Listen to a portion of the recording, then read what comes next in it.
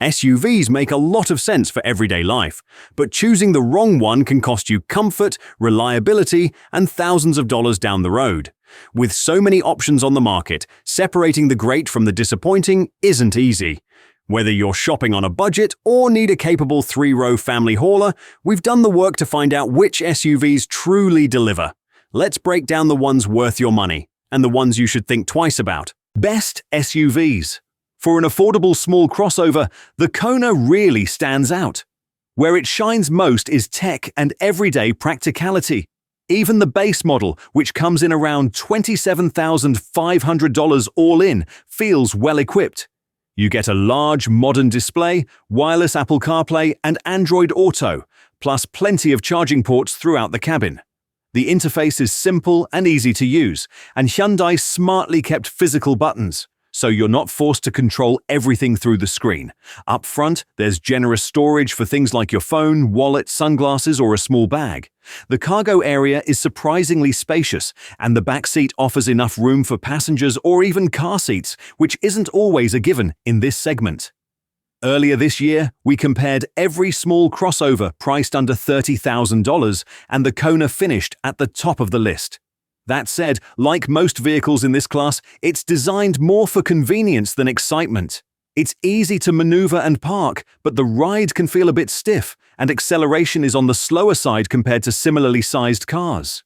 If you're looking to spend up to $40,000 and want a more balanced mix of space, comfort, efficiency, and overall value, you might be better off choosing the Kona's larger sibling instead. Next up is the Hyundai Tucson, and when it comes to features for the money, it's hard to beat. But this SUV isn't just about value. The version we recommend is the Tucson Hybrid. It delivers more than enough power for everyday driving, feels smoother than most competitors behind the wheel, and is genuinely comfortable on longer trips. Just like the Kona, technology is a major highlight here, especially if you step up to the higher trims. You get a fully digital gauge cluster and Hyundai's blind spot camera system, which is easily one of the best driver assistance features available right now. Interior storage is another strong point. There are smart storage solutions throughout the cabin, and the shelf in front of the passenger seat is a particularly nice touch. One downside, though, is that, like many SUVs in this class, there aren't many cup holders that fit oversized water bottles. If that's important to you, the Kia Sportage offers a more flexible, configurable cup holder setup. That makes sense, since Kia and Hyundai share the same parent company.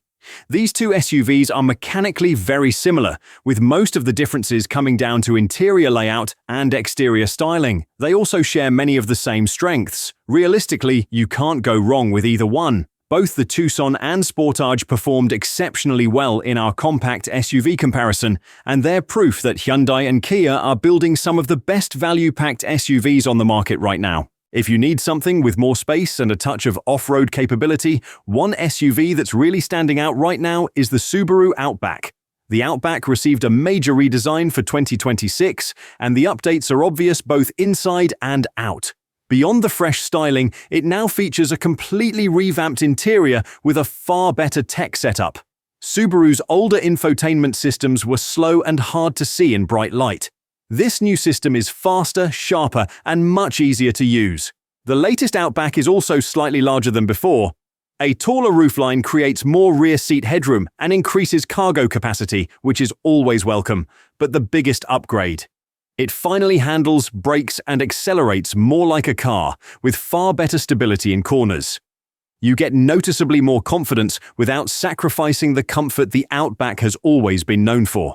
It's also more capable off-road than many competitors in this class. Subaru's long experience with all-wheel drive and trail-friendly setups really shows here. And here's a personal improvement. Physical climate control buttons are back. Huge win. They're easy to find, easy to remember, and simple to use while driving. No digging through menus or taking your eyes off the road. That alone earns Subaru some serious credit. Best three-row SUVs. For some buyers, 2 rows just aren't enough. You need 3 rows of seating. If you want something relatively affordable that doesn't feel oversized or hard to manage, the Kia Sorento is one of the best options out there. It comes with a strong turbocharged engine, drives smoothly, and Kia's driver assistance systems rank among the best in this segment. Interior space is another pleasant surprise. There's plenty of room for car seats or friends in the second row, and unlike most SUVs at this price, even adults can fit comfortably in the third row. That's something you rarely find without spending a lot more. And as with most Kia models, there's usually a Hyundai counterpart offering the same mechanical setup but with different styling, so if you don't like the look of one, you've got an easy alternative. That brings us to the boxy Hyundai Santa Fe. Think of it as a more rugged, almost Land Rover-inspired take on a three-row SUV.